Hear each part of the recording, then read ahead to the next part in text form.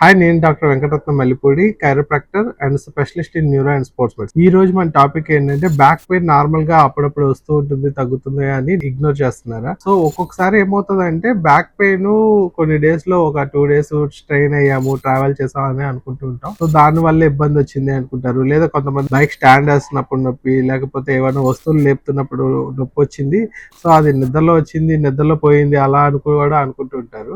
అలా వచ్చి పోయి ఒక 2 days లో మీరు ఒక పెయిన్ కిల్లర్ తోనో రెస్ట్ తోనో నార్మల్ అయిపోతే వెల్ అండ్ గుడ్.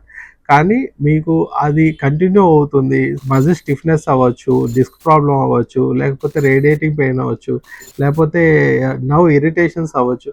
సో బేసిక్గా ఏంటంటే అసలు మీకు ఆ పెయిన్ ఎంత డ్యూరేషన్ ఉంటుంది అనేది ఇంపార్టెంట్. సో అది మీరు మెడిసిన్ టాబ్లెట్స్ ఇస్తేనే తగ్గుతుంది, లేదంటే తగ్గట్లేదు, లేదా దానికి ఏమన్నా చేయగలగాలి పరిస్థితి ఉంటే కనుక సో దాన్ని ఎవాల్యూట్ చేయించడం చాలా ఇంపార్టెంట్. ఎస్పెషల్లీ మీకు చేతిలో నమ్నెస్ వస్తుంది, పెయిన్ మోర్ దాన్ 3 days ఉంటుంది, కంటిన్యూగా రోజంతా ఉంటుంది, వచ్చినప్పుడు అసలు నుంచోలేని కూర్చోలేని పరిస్థితి ఉన్నప్పుడు ఖచ్చితంగా దానికి రూట్ కాజ్ని మీరు ఐడెంటిఫై చేయాల్సి ఉంటుంది. వెంటనే మీ అపాయింట్మెంట్ బుక్ చేసుకోండి. మల్లెపూడిలో వి ఎవాల్యుయేట్ స్పైన్ని మనం పూర్తిగా ఎవాల్యుయేట్ చేసి దాన్ని రూట్ కాజ్ని కనుక్కొని దాన్ని ట్రీట్ చేస్తాం. This is doctor Venkataratnam from Mallepudi polyclinic.